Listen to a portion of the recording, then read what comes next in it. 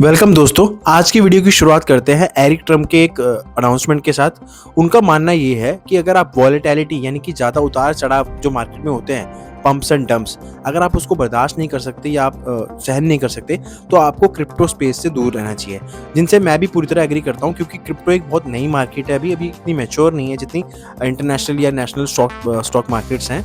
तो आपको crypto space में तभी आना चाहिए जब आप ये वॉलेटिलिटी बर्दाश्त कर सकते हो तभी। और एक रूमर के अकॉर्डिंग रॉकस्टार गेम्स, जिसने GTA जैसे बहुत सारे बड़े बड़े गेम्स जो है वो डेवलप किए हैं, एक रूमर के अकॉर्डिंग GTA 6 ऑनलाइन में वो बिटकॉइन और इथेरियम को शायद ऐड कर सकते हैं, जिससे आप GTA 6 ऑनलाइन खेलते वक्त बिटकॉइन और इथेरियम में पे करके जो भी आपकी इन ऐप परचेजेज होते हैं वो कंप्लीट कर सकते हो। तो ये क्रिप्टो और गेमिंग इंडस्ट्री के लिए एक बहुत मैसिव न्यूज़ होगी अगर ये जो रूमर है अगर ये सच निकलता है तो। एक रिपोर्ट के अकॉर्डिंग इंडियन क्रिप्टो मार्केट 2024 में 2.6 बिलियन यूएस डॉलर की वर्थ रखती थी, जो कि आने वाले 2035 यानी कि 10 साल में 15 बिलियन यूएस डॉलर की वर्थ रखेगा जो मार्केट कैप होगा। मास्टरकार्ड ने जो है अब पॉलीगॉन के साथ टीम अप कर लिया है कि इंस्टेड ऑफ अगर आप पॉलीगॉन से वॉलेट एड्रेस भेजने के बजाय अब आप यूजर नेम्स पे ही डायरेक्ट सीधा क्रिप्टो सेंड कर सकते हो। तो ये भी काफ़ी बुलिश न्यूज़ है पॉलीगॉन के हिसाब से। पॉलीगॉन जो एक ओवरऑल अच्छी एक ब्लॉकचेन निकल के आ रही है जो कि इंडियन बेस्ड, जिसके कहीं ना कहीं फाउंडर्स हैं।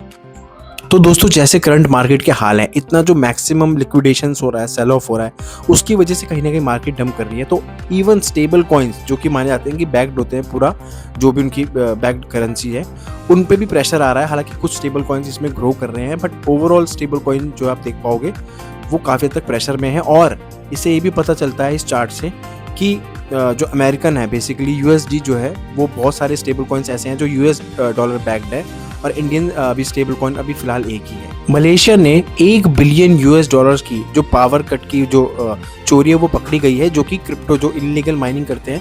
क्योंकि अगर आपको पता है बिटकॉइन इथेरियम को माइन करने के लिए, बेसिकली बिटकॉइन को अगर मैं बोलूँ तो माइन करने के लिए बहुत सारी GPUs, बहुत सारी पावर, इलेक्ट्रिसिटी चाहिए होती है। तो मलेशिया ने 1 बिलियन US डॉलर्स के अराउंड जो थेफ्ट है उसको ये पकड़ा है। दोस्तों, जिस तरह से मार्केट चल रही है इस टाइम पे, बेयरिश मोमेंटम एक दिख रहा है मार्केट में। खासकर बिटकॉइन जो है वो ऑलमोस्ट 80,000 के आसपास टच होकर आया है। तो पीटर शिव का कहना है कि 2026 जो होगा वो बिटकॉइन के लिए और भी खराब होगा, जो कि एक तरफ बोल रहे हैं। और दूसरी तरफ कैमरन विंकलवॉस का कहना है कि अभी बहुत अच्छा चांस है, क्योंकि आप अभी 90 या 90,000 के से जो नीचे है बिटकॉइन का प्राइस, इसके बाद आप दोबारा बिटकॉइन को इस प्राइस पे बाई नहीं कर पाओगे। तो एक तरफ बेयरिश सेंटीमेंट है, दूसरी तरफ बुलिश सेंटीमेंट। अगली न्यूज़ जो है दोस्तों वो इंडिया से है। जैसे कि आपने देखा होगा मेरे प्रीवियस वीडियो में, आर्क टोकन जो कि इंडिया का खुद का INR बैक स्टेबल कॉइन जो कि लॉन्च होने वाला है, वो 2026 क्वार्टर 1 यानी कि जनवरी, फेब या मार्च में उसकी अनाउंसमेंट हमें सुनने को मिल सकती है, जो कि बहुत ही मैसिव न्यूज़ है इंडियन यूजर्स, क्रिप्टो यूजर्स के लिए भी, चाहे वो आने वाले न्यू यूजर्स हों या एग्जिस्टिंग यूजर्स हों। क्योंकि आने वाले 2 से 5 साल, जैसे कि मैंने अपनी पिछली वीडियो में बोला भी था, बहुत मैसिव होने वाले हैं। इंडिया भी अब गियर शिफ्ट कर रहा है अपना क्रिप्टो को लेकर।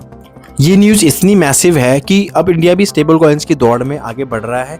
रेमिटेंसेस तो ठीक है, हम रिसीव कर पाएंगे, साथ ही साथ जो भी ग्लोबल और जो भी इंडियन एक्सचेंजेस हैं उस पर भी आप आर्क टोकन को परचेज कर सकते हो। उसके अगेंस्ट बेसिकली कोई भी आप क्रिप्टो सेल परचेज करना और ईजी हो जाएगा, आपको USDT या USD की तरफ जाना ही नहीं पड़ेगा। तो एक मैसिव मोमेंट हो सकता है इंडियन क्रिप्टो फ्यूचर के लिए कहीं ना कहीं। दोस्तों, अगली न्यूज़ जो है वो भी काफ़ी मैसिव न्यूज़ है। एनवीडिया जो कि all over the world GPUs वगैरह जो चिप वगैरह मैन्युफैक्चरिंग करती है, उनका जो ईयरली रिपोर्ट आता है उसमें उनका रेवेन्यू एक्सपेक्टेशन से काफ़ी ज़्यादा है।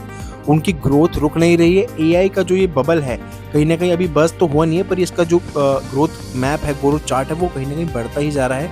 AI की ग्रोथ जो है वो रुकने का नाम नहीं ले रही है। बहुत सारे GPUs डेवलप हो रहे हैं, चिप्स वगैरह की डिमांड अभी भी ऑल टाइम हाई पे जा चुकी है, और अभी ये AI की जो रेस है कहीं ना कहीं स्लो डाउन होने का नाम नहीं ले रही। बिटकॉइन जनरेशनल वेल्थ लैडर का मतलब ये है कि अगर आप 0.01 बिटकॉइन होल्ड करते हो तो आप एक सर्वाइवल स्टेज में हो। अगर आप 0.1 बिटकॉइन होल्ड करोगे तो आप एक कंफर्ट स्टेट में आ जाओगे जहां आपको वरीज नहीं होंगी कोई भी। और अगर आप 0.21 बिटकॉइन होल्ड करते हो तो आप एलीट क्लास में आ जाओगे, एलीट वेल्थ हो जाएगी आपकी कहीं ना कहीं। इसके बाद अगर आप 1 बिटकॉइन होल्ड करते हो तो आप जनरेशनल वेल्थ की कैटेगरी में आ जाओगे, और इससे ऊपर जो है वो 10 या उससे ज़्यादा बिटकॉइन अगर आप होल्ड करते हो तो डायनेस्टी वेल्थ में आपकी कैटेगरी हो जाएगी कहीं ना कहीं। मतलब आपकी जो वेल्थ है वो शायद सेंचुरीज तक चले।